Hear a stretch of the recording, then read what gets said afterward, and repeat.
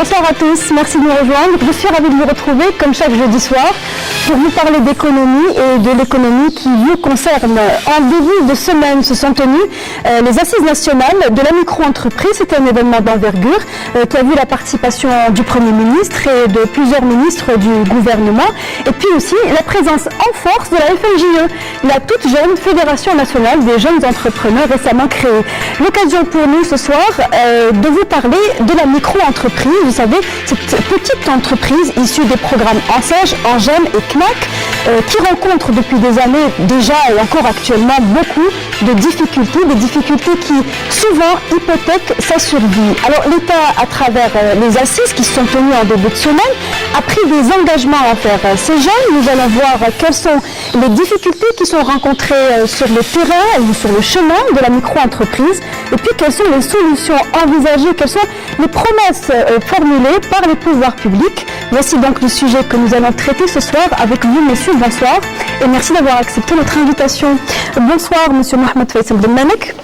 Vous êtes membre du bureau national de la FNJE, la Fédération nationale des jeunes entrepreneurs, et qui a donc vous avez été en tout cas les principaux acteurs de ces assises nationales en début de semaine. À vos côtés, M. Abdellatif Hamanda, bonsoir. Bonsoir. Et merci d'être avec nous. Vous êtes représentant de l'Union nationale des jeunes investisseurs, Wilaya d'Alger, et je rappelle que vous faites partie des plus vieux jeunes promoteurs ANSEJ, puisque cela fait 20 ans que vous avez créé votre micro-entreprise. Vous avez donc un retour sur l'expérience que vous allez nous partager avec nous ce soir.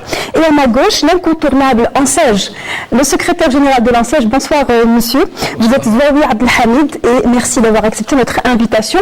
Ce soir, nous ferons le débat qui parlera de la micro-entreprise et comme nous le savons tous, la micro-entreprise a souvent des soucis de financement. Malheureusement, nous n'aurons pas les représentants des banques avec nous pour nous éclairer et pourtant, ces assises nationales dont on va vous parler ont pris des mesures et des mesures importantes concernant le financement. Alors nous allons donc parler de cette rencontre qui a rassemblé plus d'un millier d'entrepreneurs qui sont venus de 47 wilayas différentes, se sont donc rencontrés à Alger. Ils font partie de la FNJE, une fédération qui est d'abord jeune par l'âge de ses membres, mais aussi jeune par l'âge de sa création, puisqu'elle a été créée il y a à peine 3 mois, mais elle draine déjà énormément de monde, car plusieurs entrepreneurs se retrouvent dans cette fédération afin d'exprimer leurs difficultés. C'est aussi une bouée de sauvetage pour nombreux entrepreneurs, car ils rencontrent beaucoup de difficultés. Je vous propose de voir cela plus en détail dans la couverture de notre reporter du journal télévisé, Manuel Boutouaba. Ces assises se veulent une tribune pour enrichir le dialogue entre acteurs du secteur économique, consolider le tissu entrepreneurial et en faire une locomotive menant vers la croissance dans un pays qui recèle de compétences, profitant de la volonté politique d'un gouvernement qui a décidé de mettre tous les moyens à la disposition de ses forces vives afin d'assurer la relance économique.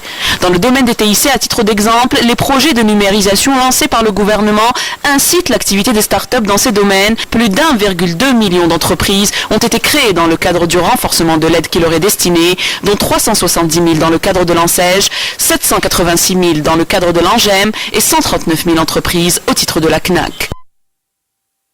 Nous espérons vraiment que les ministres et à leur tête le Premier ministre vont prendre en considération les préoccupations que nous allons exprimer durant ces assises, car nous voulons démontrer que les micro-entreprises ne sont pas toutes des échecs. Beaucoup d'entreprises connaissent un succès, d'autres se débattent mais réussissent tout de même à se maintenir.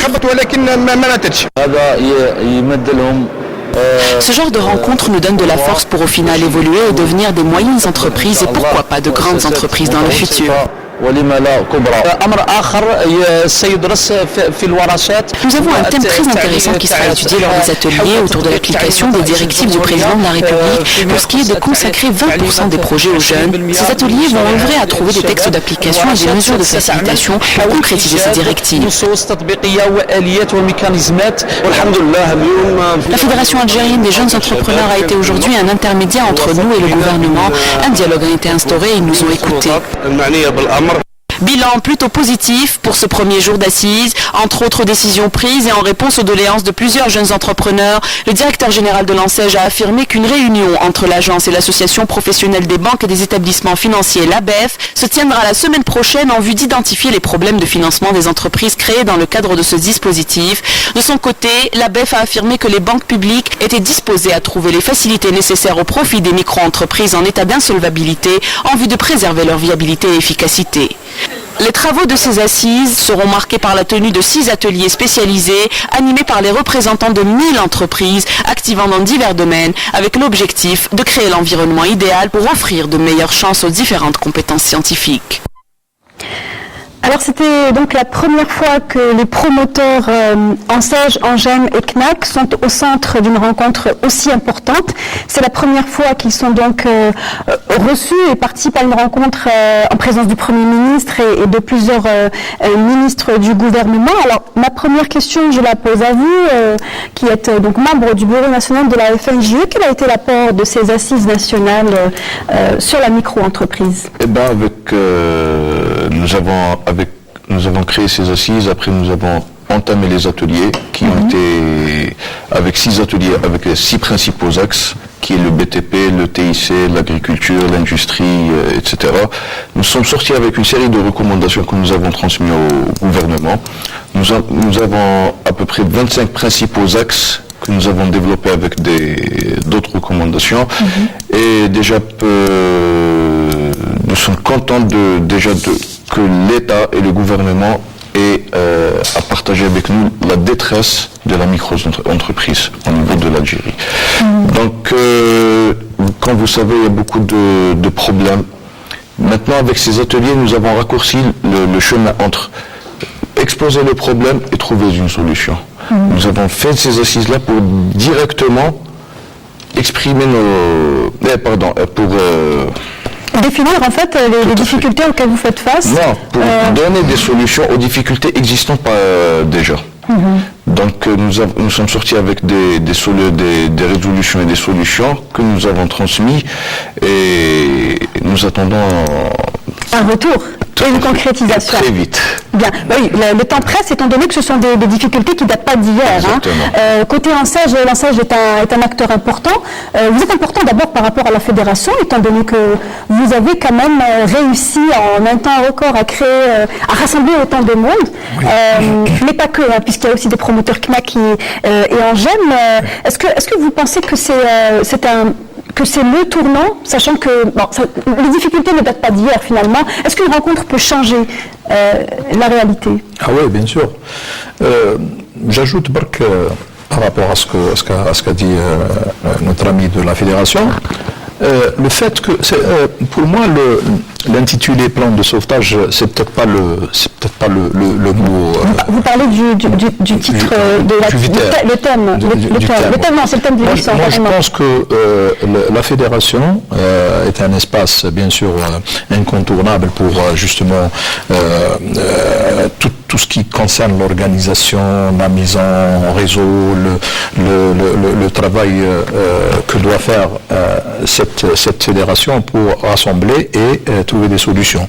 Sauf que il ne faut pas oublier que les pouvoirs publics donnent beaucoup d'importance à cette fédération. Le fait que le président de la République les a rassurés par son haut patronage, la présence du Premier ministre, une pléiade de ministres, des wali, tous les presque tous les syndicats, les PDG de banque. Il y a un signal fort. Exactement, c'est ça ce que je voulais dire. C'est un signal très fort pour dire que maintenant, la micro-entreprise compte pour asseoir une base économique au pays. Et donc, l'ANSEJ a participé depuis le début. On est à leur côté et on les accompagne toujours jusqu'à ce qu'ils deviennent... Alors justement, il faut aussi rappeler que l'ANSEJ a œuvré notamment à aider les promoteurs en difficulté, et ce depuis l'apparition de l'ANSEJ. Et vous pouvez en témoigner à Latif Hamenda, étant donné que actuellement vous êtes président de l'Union nationale des jeunes investisseurs, mais à l'époque déjà, les jeunes promoteurs étaient déjà fédérés. Oui. Alors, déjà la chose la plus importante que je pourrais dire, aujourd'hui, l'histoire, il faudrait remercier, parce que par notre âge, je dirais, ça fait 20 ans d'âge, qu'on a traversé, je dirais, tout ce flux de dispositifs, et à l'époque, nous, on appelait ça le parcours du combattant. Je dirais aujourd'hui, je remercie, et je remercie beaucoup le geste qui est venu à la fin de ce parcours-là, je dirais, du combattant, c'est qu'aujourd'hui, on n'est pas seul. Parce qu'aujourd'hui, il y a une fédération, je remercie, par le geste qu'elle a fait, et qu'elle a pu, je dirais, c'est la fédération, respect à tout l'État, le gouvernement, tout le monde, mais c'est la fédération qui a pu rassembler toutes les politiques en face d'elle et qui a pu les ramener pour leur dire aujourd'hui il y a une problématique. Et ça, je le dis, je le répète, merci pour cette fédération. Par l'histoire, la première association, elle s'appelait l'ASSIGE déjà, c'était en 99. dont j'étais membre fondateur, c'était l'association de soutien aux investissements des jeunes. Il y avait une première fédération, je dirais qu'aujourd'hui la fédération, elle a pu faire ce que nous on n'a pas pu faire peut-être, ça fait 15 ans. Mais le plus important, c'est le profit. C'est le jeune investisseur qui fait partie de cette famille, ce n'est même pas une agence, c'est de cette famille qui est l'ANSEJ. Et sans oublier nos amis des autres dispositifs. C'est un grand pas à l'avant. Mais maintenant, il faudrait qu'on ramène ce qu'on appelle le revers. C'est bien que le gouvernement donne des promesses. Moi, je dirais aussi à mes amis, je dirais de la fédération aussi, qu'il faudrait aussi dire que aujourd'hui, même nous, la micro-entreprise est capable, parce que l'État nous fait confiance, elle va partir vers des nouvelles mesures pour donner de l'oxygène. Même nous, de notre côté, il faudrait qu'on en soit capable aussi de certifier, je dirais, cet accord. Voilà.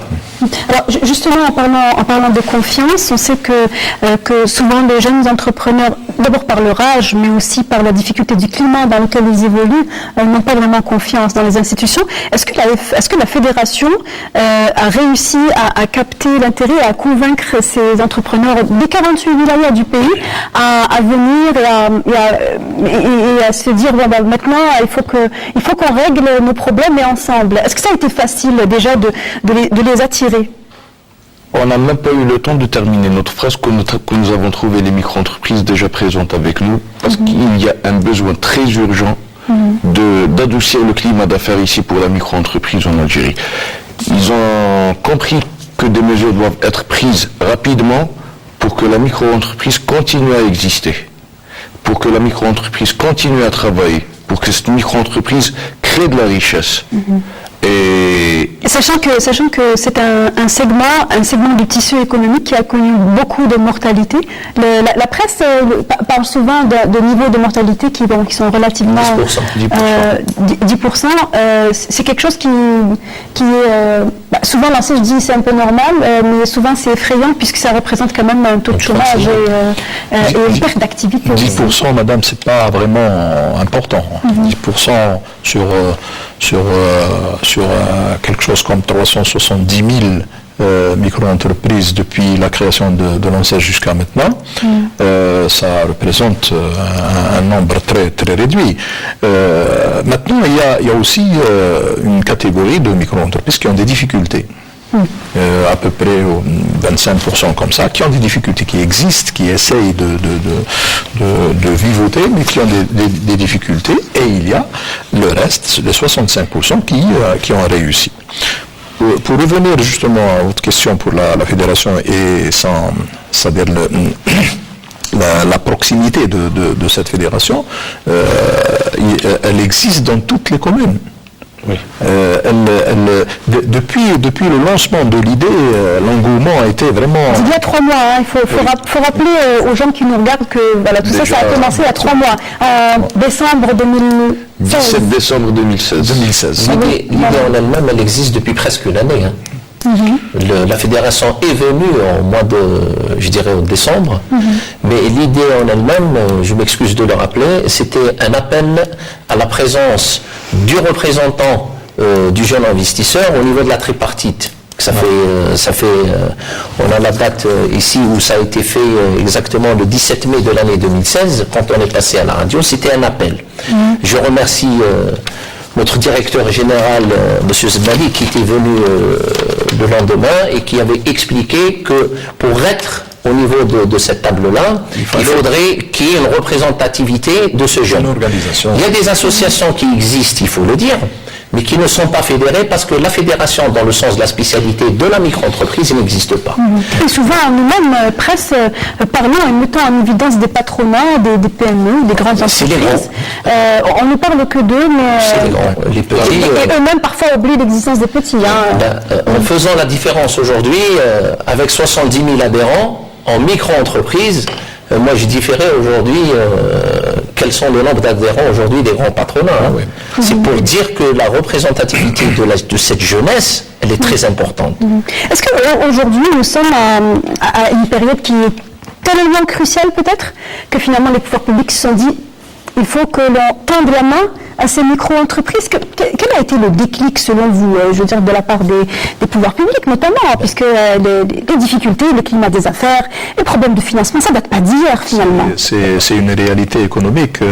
Maintenant qu'on est dans une situation, on va dire, très difficile, le pétrole, la dette publique, tension sur les finances. La tension sur les finances, etc. Et il ne peut y avoir de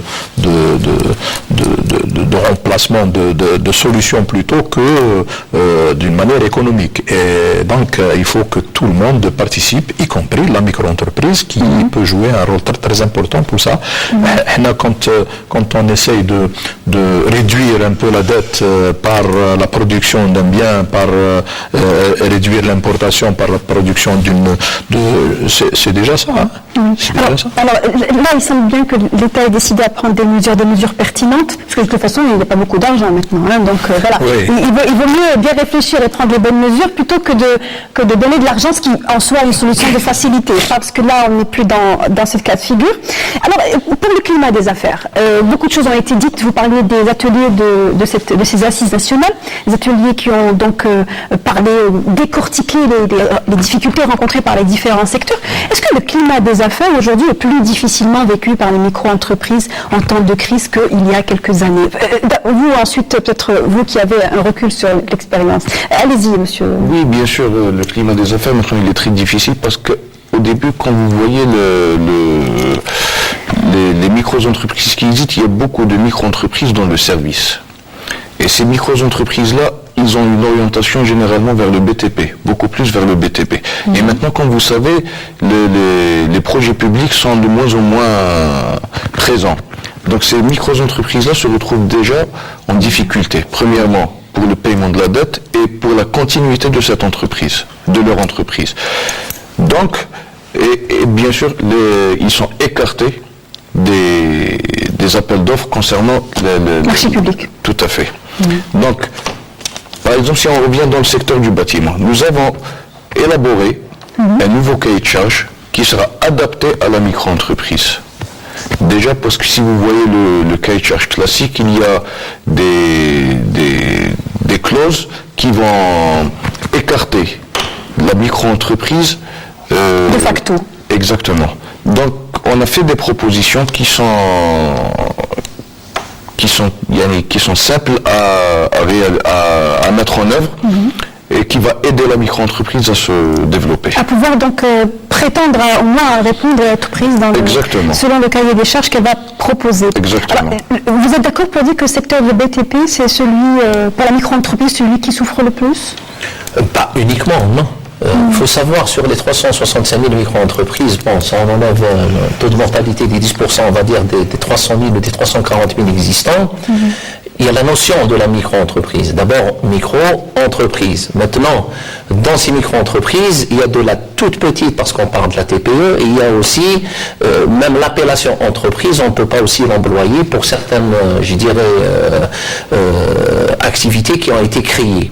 Aujourd'hui, l'artisanat représente aussi un grand nombre d'entreprises qui ont été créées dans les services, dans tout ce qui est le BTPH. L'inconvénient monstre quand on parle du climat d'affaires, aujourd'hui, on parlait de ces fameux 20% que les jeunes entrepreneurs, parce qu'ils n'ont pas, je dirais, d'abord les moyens financiers pour partir à un certain marché qui sont très coûteux, par un système, je dirais, légal et introduit par les cautions de soumission, les cautions de bonne exécution. Après, même si vous êtes attributaire, le financement de pouvoir répondre à un certain marché. Ces 20% aujourd'hui, moi je peux vous dire, il était une époque où l'État avait de l'argent. Mais aujourd'hui, il faut partir aujourd'hui plus loin, parce que si on part d'un climat d'affaires, surtout avec un plan de redressement de ces micro-entreprises en difficulté, on ne voudrait pas, dans 5 ans, on va se redonner encore rendez-vous avec les mêmes problématiques ou encore beaucoup plus coûteuses. Et là, moi, je dirais, c'est pas dans le sens d'oublier ce cahier de charge, mais c'est d'impliquer aujourd'hui le marché de la sous-traitance au plus grand. Il y a un taux préférentiel pour les producteurs nationaux, on le connaît, il y a un taux préférentiel de 25%. Quand vous êtes algérien, il y a des avis d'appel d'offres à l'international, vous avez un taux préférentiel de 25%. Mais alors là, les 25%, c'est micro et moyen. C'est pour tout le monde, il n'y a pas de loi C'est spécifique à la micro-entreprise. Ce que je dirais aujourd'hui, pour ne pas perdre de temps, parce qu'on n'a pas le temps, aujourd'hui, la dette coûte de l'argent à la micro-entreprise et aux financiers. C'est qu'aujourd'hui, ramener des lois qui impliquent la grande entreprise à prendre, je dirais, pas comme obligation, mais comme point, c'est comme un permis. Si elle prend de la micro-entreprise en sous-traitance, elle gagnera plus de points à avoir l'octroi des marchés. Donc une incitation à aller vers la sous-traitance avec des Bien sûr. micro-entreprises. Et ça, il y a un tissu très important. La TPE, c'est plus d'1 million. Aujourd'hui, nous, on n'est pas contre les grands qui vont venir, on l'a dit la dernière fois, qui construisent les buildings. Qu'ils soient nationaux, on est très contents. Dans le bâtiment, on voit qui est-ce qui est en train de fabriquer. Mais le pire, on peut avoir de la micro-entreprise qui fait la robinetterie, qui va faire de la faïence, qui met du briquetage, mais les grosses œuvres, on les laisse pour les grands. Alors justement, parmi les principales remarques que font les promoteurs, notamment dans le secteur des BTP, ils disent que tous les marchés sont, sans citer de nationalité d'entreprises étrangères, on les connaît, celles qui sont évidemment professionnelles et mondialement connues. Un opérateur que l'on écoutait dans ces assises, il se plaignait de n'avoir pas eu un seul marché. Il travaille dans l'aluminium, pas un seul marché depuis 2007. Et puis, alors, finalement, il s'est habitué à essayer le système D, finalement. De vivoter. Il y en a beaucoup. Aujourd'hui, est-ce qu'il peut être fait obligation de plus de transparence dans les marchés publics, de dire, voilà exactement ce que chaque commune, chaque wilaya a comme projet, et voilà ce à quoi micro-entreprise de telle taille peut prétendre. C'est ce qu'il est attendu, justement, de cet espace de la fédération. Ça va être un espace de proposition, d'échange d'idées et aussi de partenariat entre eux. C'est-à-dire quelqu'un qui a, je ne sais pas, un marché, il peut peut-être le sous-traiter avec une autre micro-entreprise de la même taille. Et donc, trouver des solutions connexes. Voilà. Mais moi je pense que les problèmes, si vous consentez qu'on parle un peu des problèmes qui ont été à la cause de la décision du Premier ministre, donc de trouver des solutions, etc. Ces problèmes-là, c'est surtout c'est des problèmes issus du dispositif, parce que le dispositif, on en a parlé tout à l'heure avant d'entrer dans le studio, le dispositif a évolué depuis son existence, donc à chaque fois on trouve des solutions, à chaque fois on trouve des raccourcis, on améliore, etc. Avant mars 2011, il y avait une situation qui a fait que les micro-entreprises créées avant mars 2011 avaient des problèmes. Pourquoi? Parce que d'abord, le prêt loyer n'existait pas. Donc le jeune se confronter aux difficultés déjà pour trouver de l'argent pour louer. Deuxièmement, l'apport personnel était de 5 et de 10%. 5 et 10%, c'était important pour un chômeur. 10%. Jusqu'à 20%. 10% pour 8 millions de dinars, c'est 80 millions de centimes, c'est très important pour un jeune chômeur. Le différé était à concurrence d'un maximum d'une année. Alors que maintenant, il y a le pré-loyer et l'apport personnel est de 1% et 2%, il est rabattements insignifiant. Le délai de remboursement est plus. Le différé aussi, il est de 3 ans. Oui. C'est à partir de la 4e année que le jeune commence à rembourser la banque, sur 5 ans. Oui. Et puis après, à partir de la 8e année, sur 5 ans aussi, il rembourse l'ancêtre. Donc le prêt est remboursable sur 13 ans. Donc les situations ne sont plus les mêmes. Et les jeunes qui ont créé leur micro-entreprise avant mars 2011 trouvaient beaucoup plus de difficultés de rembourser d'abord la dette qu'ils ont consentie pour le loyer et l'apport personnel avant de rembourser le PNR, le prêt non rémunéré, le principal. Donc c'est ça qui a fait que pas mal de micro-entreprises sont en difficulté et ce qui a fait que les pouvoirs publics ont pris la décision donc de traiter les pénalités notamment de retard parce que les jeunes se trouvent avec des pénalités de retard immenses et donc c'est un engrenage. Il faut ces pénalités de retard et puis il revient. Le souci c'est quand bien même l'enseigne a évolué en termes de facilitation, donc il y a plus de répit pour le promoteur avant de rembourser. Le souci c'est qu'aujourd'hui les promoteurs, les micro-entreprises se plaignent, ils ne trouvent pas de marché. Oui. Ils n'ont pas de marché. Ils se plaignent d'un manque de visibilité, de transparence aussi, c'est-à-dire que souvent le marché leur passe en dessous du nez et part d'affichage même. Vous étiez présent lors des ateliers. Aujourd'hui, est-ce que vous avez préconisé des solutions au niveau local pour que au moins l'affichage des appels d'offres soit... Même une décision par décret n'a pas trouvé la solution pour ce problème-là. Même les 20%, c'est un décret. Oui. Il faut donner 20% de la commande publique pour les micro-entreprises. Oui, et ça n'a pas été. Et quand même les 20% sont, quand même ils sont nourris de bonnes intentions, souvent les appels d'offres passent sous le nez de... Ouais. Le problème, c'est l'application pour ces 20%. Il n'y a pas d'amalgame, c'est-à-dire aujourd'hui, il faut dire ce qui est nommé. L'État a mis en place une loi, mais cette loi, dans le sens du respect, dans son application, on n'a pas mis les outils. Vous dites 20% destinés, mais un avis d'appel d'offres reste un avis d'appel d'offres. Vous savez, les attributions de marché, ils sont en 2 phases. Il y a ce qu'on appelle les consultations restreintes, et ça c'est moins de 8 millions de dinars. Il y a les marchés à commande, c'est pas les grands marchés, c'est ce qu'on appelle des bons de commande de moins de 500 000 dinars. Après, il y a les marchés au-delà de 8 millions de dinars. Ça, c'est des avis d'appel d'offres qui apparaissent dans le bon mob, dans les journaux, tout ça. Ça, c'est au-delà de 8 millions. Toute personne qui est le donneur d'ordre, moi je ne parle pas du bâtiment, c'est le donneur d'ordre, tous les ministères confondus, tous les portefeuilles ministériels doivent répondre à leur cahier de charge. Et ici, on ne joue pas. Parce que lui-même, le donneur d'ordre, il est tenu aussi d'avoir la bonne qualité, dans les bons délais et les bons prix. Ce qui n'arrange pas la micro-entreprise. La qualification aussi. Et la qualification. Quand on dit la qualification, c'est l'expérience. Aujourd'hui, moi-même, j'ai répondu à des marchés où on était avec des mastodons sans rentrer dans les détails. On a eu des attributions de marché, on remercie, mais c'est pas facile. Mais il faut l'expérience, le temps. Et ce temps-là, nous, on ne l'a pas. Je parle au nom de toutes les autres micro-entreprises. Aujourd'hui, comment vous pouvez répondre à des marchés où on vous exige 3 bilans? Oui. Et après, vous avez ce qu'on appelle une codification, la qualification technique. Avant de dire que vous êtes moins 10 ans, où il y avait encore la notion du mieux 10 ans.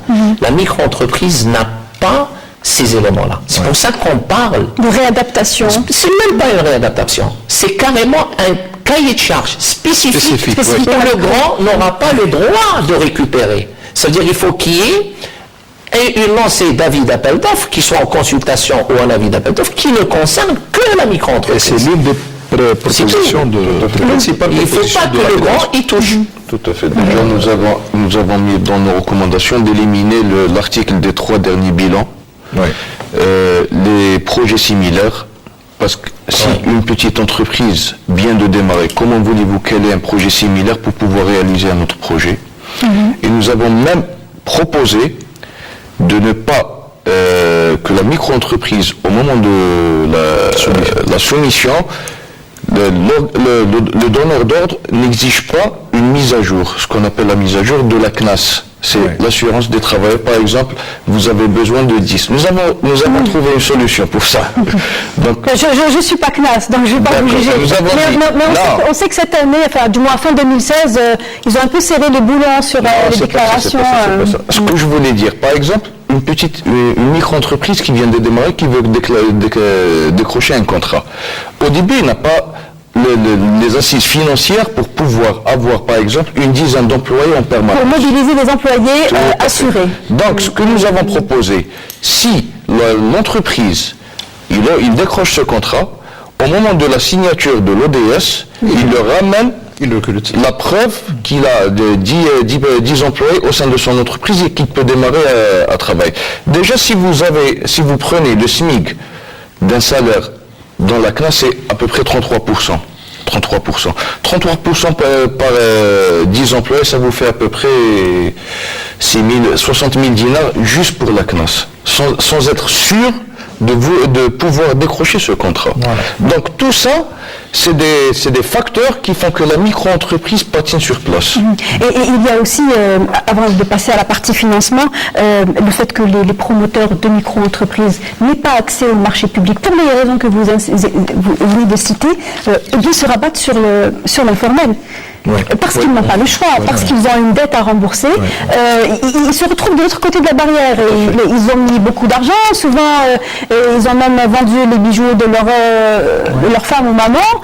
Et puis ils se retrouvent finalement à passer du côté de l'informel. Est-ce qu'ils sont nombreux selon vous? Ils se débrouillent pour essayer de rembourser, surtout quand il arrive à terme, quand il arrive à la première échéance de remboursement, il est obligé de trouver des solutions. Vous trouverez certainement certaines micro-entreprises qui faute de marché, faute de plan de charge, il utilise par exemple son camion pour faire du transport, etc. Et ça pour essayer de rembourser au moins la première échéance avant de décrocher quelque chose. À en dire ces fins de mois en considérant qu'il y a des projets. Un mot à Abdelatif Ahmed à ce propos. Aujourd'hui, on n'a aucun souci de dire que la volonté politique est là. C'est clair et net. Il faudrait faire de l'informel du formel. Aujourd'hui, les avis d'appel d'offres, ils sont clairs et nets. Pour certains, vous n'avez pas le droit de ramener du sous-traitant. Quand vous prenez un marché, vous êtes dans l'obligation, c'est vous-même qui le faites, parce que vous allez ramener toutes les qualifications. Mais ce qui se passe réellement dans le terrain, croyez-moi, la plupart des sous-traitants, c'est des micro-entrepreneurs. Oui. Et parce que la loi ne leur permet pas d'exister, alors celui qui prend le marché, là, je m'excuse du terme, il les écrase plus. Pourquoi? Parce que le prix que la micro-entreprise va lui faire au mètre carré ou au mètre linéaire pour une prestation X ou Y, la loi ne l'aide pas pour exister. Aujourd'hui, le message et l'appel, il est clair. La micro-entreprise doit avoir son propre cahier de charge qui est destiné pour elle. Autre chose qui est importante, on est petit. Mais on est grand par le nombre et la qualification par spécialité. On appelle ça le groupement d'intérêts communs. On peut se réunir par spécialité dans le bâtiment, dans pas mal d'autres activités, et que la loi nous aide à avoir ces fameux marchés qui aujourd'hui, on n'a pas accès. Ces marchés-là. On n'a pas accès.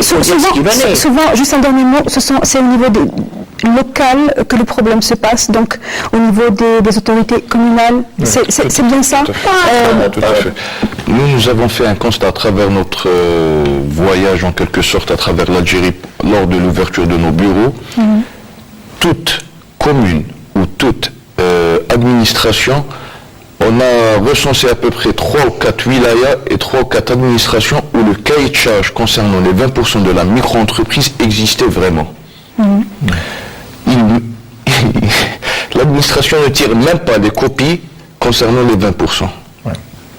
Donc c'est quelque chose qui n'est même pas pris en considération. Tout à fait. tout à fait.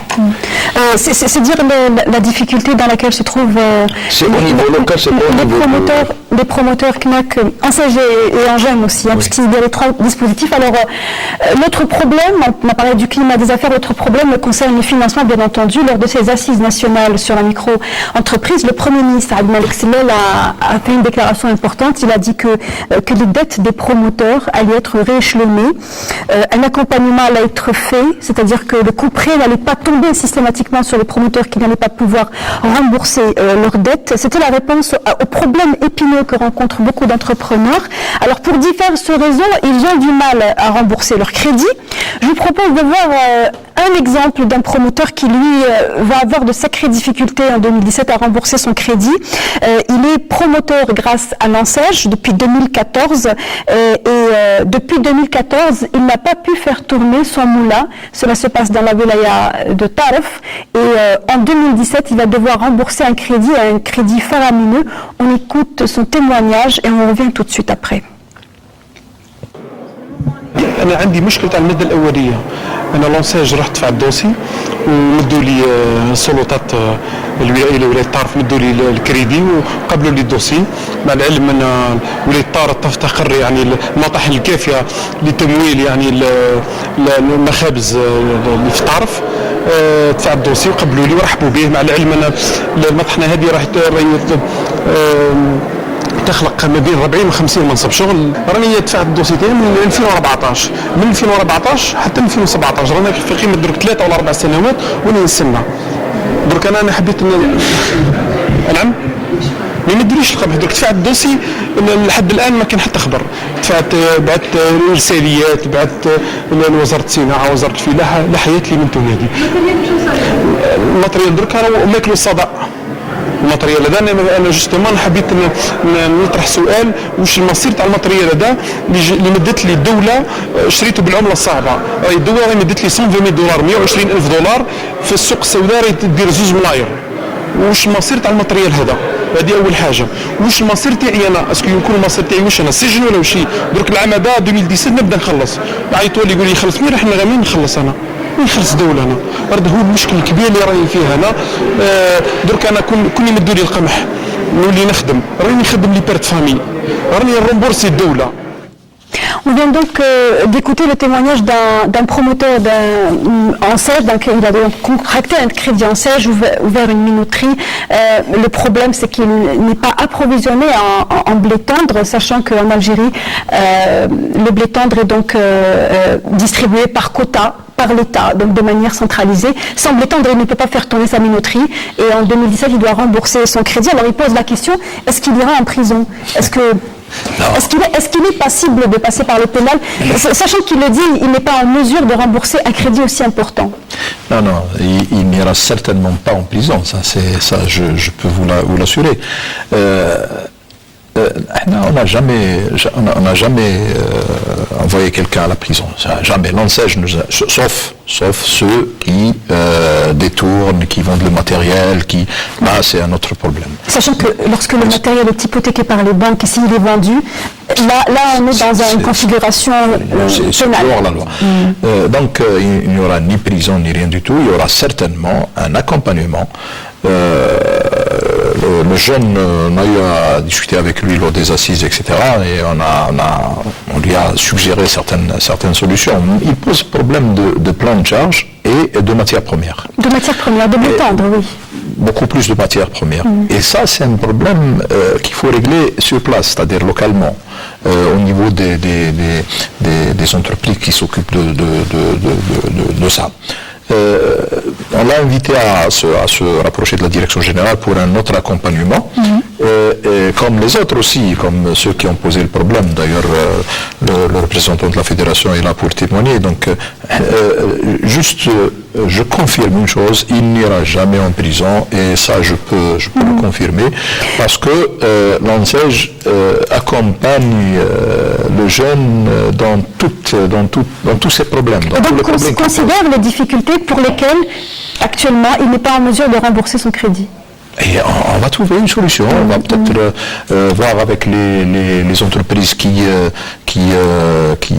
donnent la matière première peut-être pour le c'est l'OAIC, là on parle de l'office l'OAIC pour essayer de trouver une solution. Les solutions existent, il n'y a pas un problème où il n'y a pas de solution. Donc on va ce qui est bien, c'est que ça rejoint un peu ce qu'on disait avant d'écouter ce témoignage. Au niveau local, les autorités, institutions, administrations n'ont pas un traitement pas particulier, mais disons, ne considèrent pas la fragilité de la micro-entreprise. Ils savent bien que ce monsieur-là, ce propriétaire de minoterie, en fait, sa minoterie, elle est engagée sous une hypothèque c'est valable aussi pour les 20% par exemple. Vous avez un décret signé par le président de la République qui impose aux administrations, à toutes, donc de réserver 20% de la commande publique aux micro-entreprises. Et ce n'est pas appliqué, donc c'est un problème. Est-ce que ce sont des intérêts qui priment sur l'application de la loi, selon vous? Je dirais, dans le sens, je réponds parce que je suis sur le terrain. Moi, je dirais aujourd'hui, on n'a pas donné les moyens qu'il faut dans le sens de législation pour faire la différence. Aujourd'hui, on ne peut pas pénaliser, parce que là, on parle que de la PC, les wilayas, tout ça. Les 350 000 ou les 340 000 micro-entreprises existantes avec tout le reste des autres dispositifs ne sont pas tous dans le domaine du bâtiment ou dans le domaine du BTPH, juste pour vous dire. Le marché, c'est le marché. Il y a ceux qui fabriquent du costume, ceux qui font de la menuiserie. Il y a une diversité extraordinaire sur le marché. Vous savez, vous construisez un bâtiment pour l'État, vous êtes obligé de ramener des bureaux, vous êtes obligé de faire des portes, vous êtes obligé de mettre de l'électricité, vous êtes obligé de... il y a du travail pour tout le monde. C'est-à-dire la notion de marché, moi je le dis, je le répète, c'est pas une question de celui qui le donne, c'est la législation. Dans le sens du travail, on n'a pas stipulé que ce marché-là, c'est destiné pour la micro-entreprise. Il faut changer, et même au stade où on est, aujourd'hui, les pouvoirs publics n'ont pas cette richesse qu'on avait avant. Moi, je dirais aujourd'hui, pour gagner du temps, il faut impliquer aux grands entrepreneurs à leur forcer la main par des points gagnants pour ramener de cette sous-traitance de cette micro-entreprise.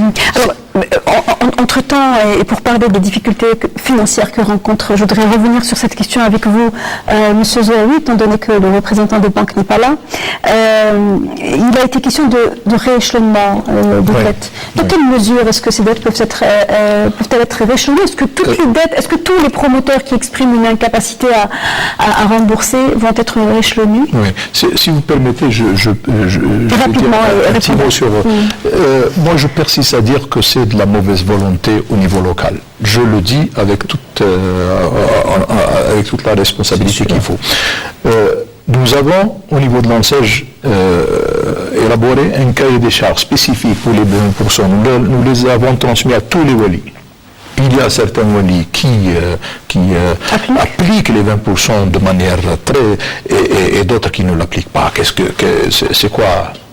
Bon, pour ce qui concerne donc les mesures prises par Monsieur le Premier ministre, ça concerne les jeunes qui ont des pénalités de retard. Ils sont nombreux. Ils sont, je crois, plus de 40 000 jeunes qui ont ce problème-là. Qui sont déjà en situation qui ont des pénalités de retard. Qui ont des pénalités de retard par rapport à ce que j'ai dit tout à l'heure, c'est-à-dire la situation de... Pourquoi on a précisé que c'est les jeunes financés avant le 6 mars 2011? Parce qu'il y a eu autre chose à partir de 2011. Il y a eu donc d'autres facilitations, et les autres n'ont pas eu ça. Donc c'est pour ça qu'on réserve ces mesures pour ces jeunes-là. Maintenant, il y a aussi... il faut dire aussi que les banques adhèrent.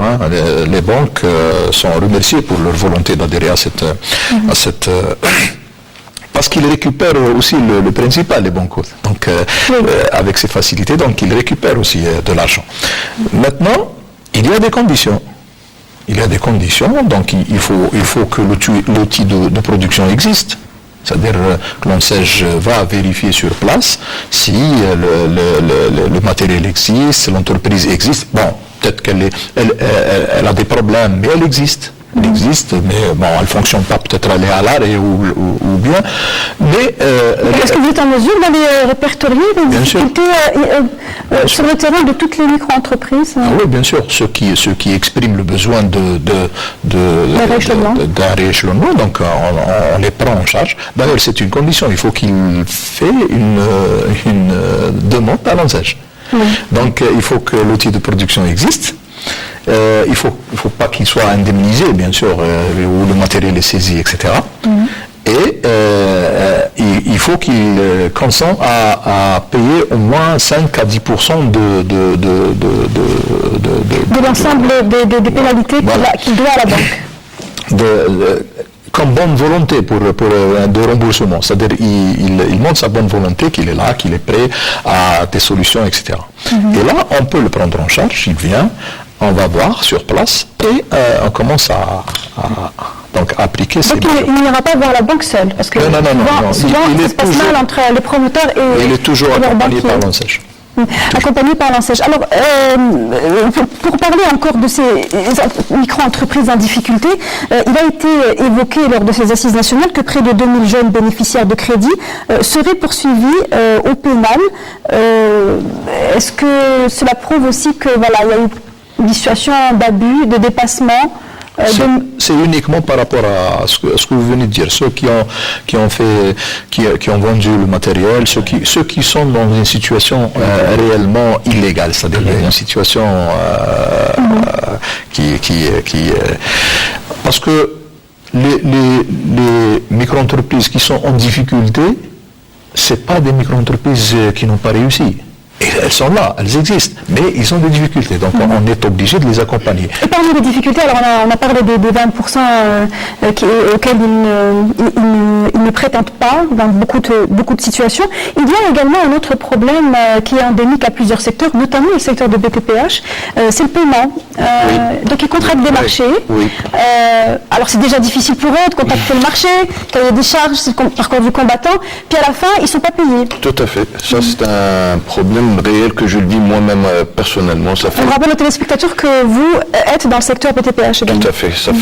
J'ai des chantiers où je n'ai pas été payé depuis une année.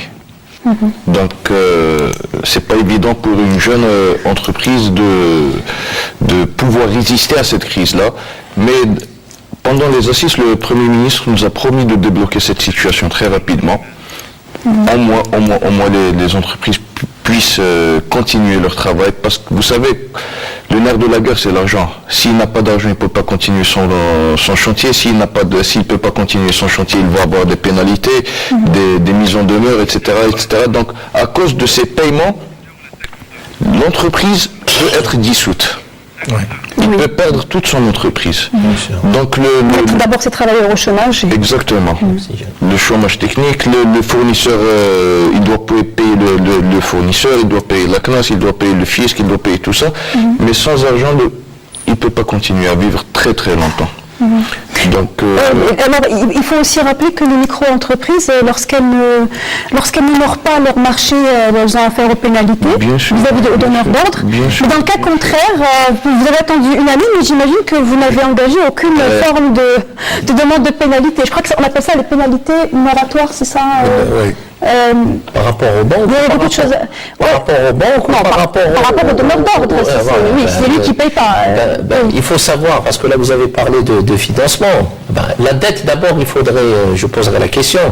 La dette d'abord, est-ce que c'est une dette financière ou dette fiscale?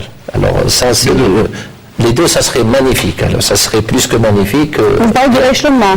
Par rapport au échelonnement. Ça, c'est une chose. Deux, vous avez un marché, il vous faut des cautions. Ce qu'on appelle des cautions de soumission et des cautions de bonne exécution. Si vous n'aurez pas le marché, vous avez perdu déjà votre caution de bonne exécution. Et ça représente aussi minimum 5% de valeur d'un marché. Quand vous êtes dans un marché où il y a beaucoup de concurrence, vous-même, vous n'avez pas, je dirais, un taux de bénéfice sur un marché global 10, maximum 15%. Si vous enlève déjà ces 5% de pénalité, c'est déjà une perte. Et l'argent coûte de l'argent. Pourquoi? Parce que le financement lui-même, il est déjà bancaire. La banque vous a donné de l'argent, alors les intérêts moratoires, ils sont en train de monter. Si vous ne remboursez pas, dans les délais, vous avez des traites que vous signez. C'est tout un cercle vicieux où on revient très rapide sur ce fameux climat d'affaires.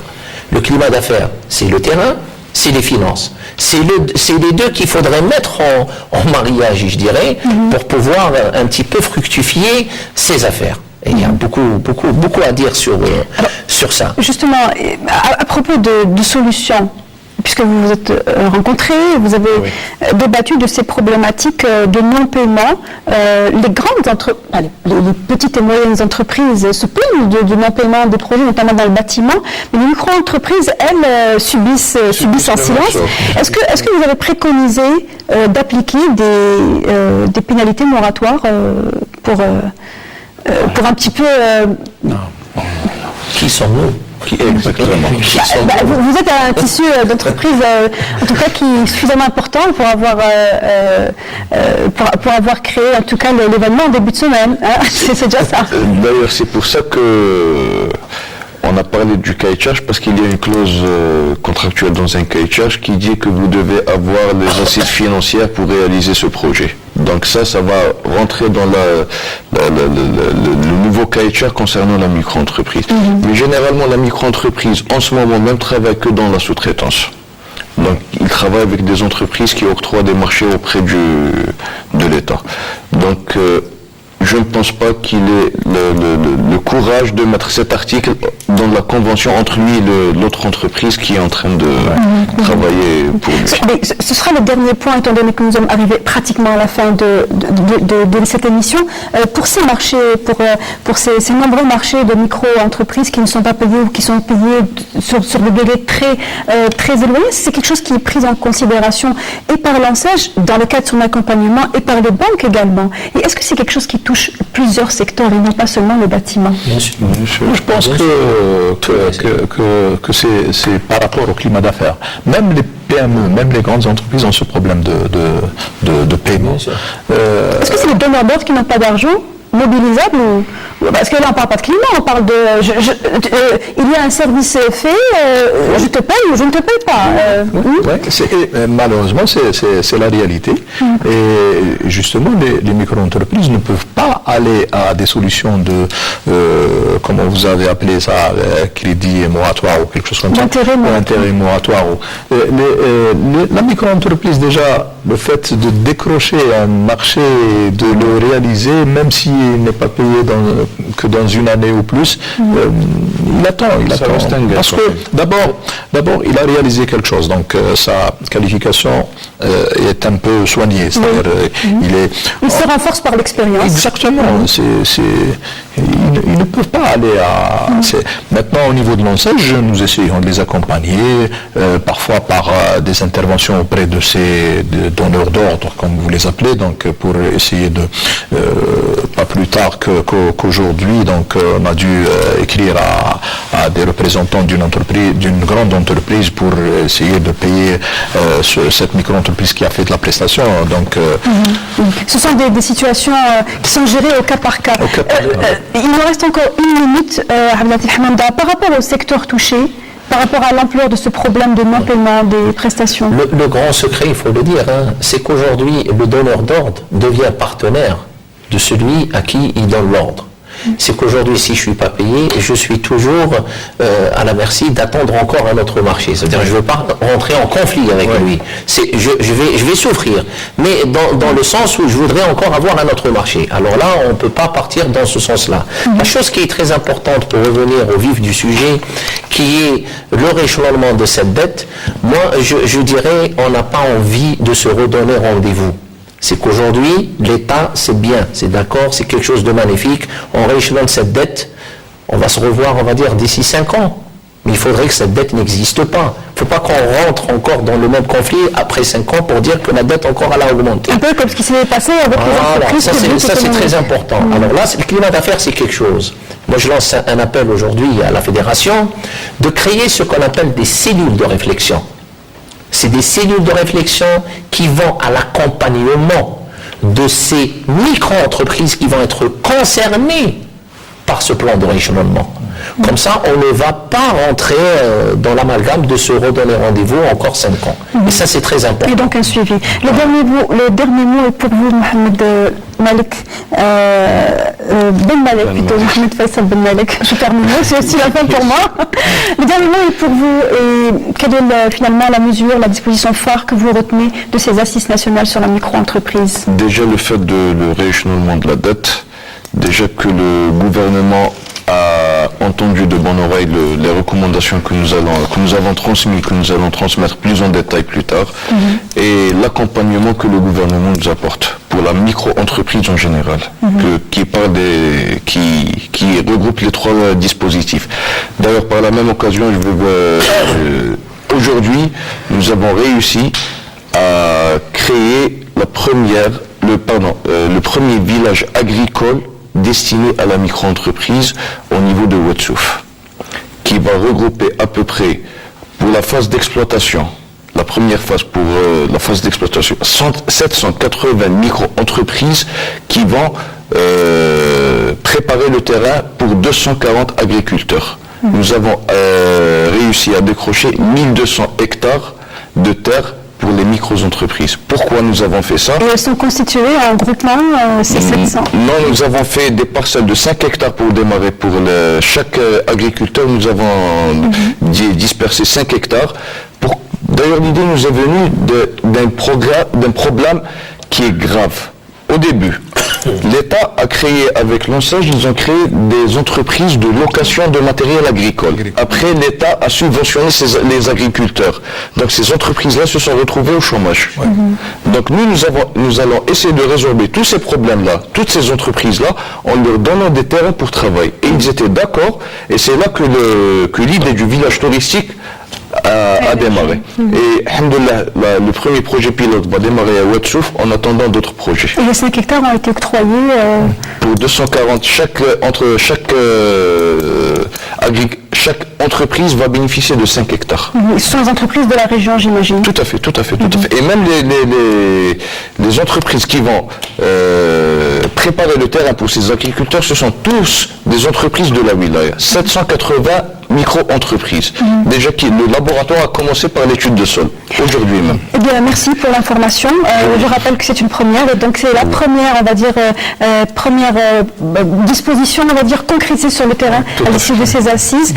Ça n'augure que du bien. Merci. Je rappelle que nous avions avec nous pour ce débat, cette thématique qui donc a évoqué la micro-entreprise dans tous ses états, M. Mohamed Faisal Ben Malik, membre du Bureau national de la FNJE, la Fédération nationale des jeunes entrepreneurs, M. Abdelatif Hamamda, le représentant de l'Union nationale des jeunes investisseurs, et M. Zouaoui Abdelhamid, secrétaire général de l'ANSEJ. Merci à vous de nous avoir suivis jusqu'au bout. Juste après la semaine éco, ne ratez pas Ciné Thématique qui va diffuser un documentaire exclusif sur l'histoire de l'OAS notamment.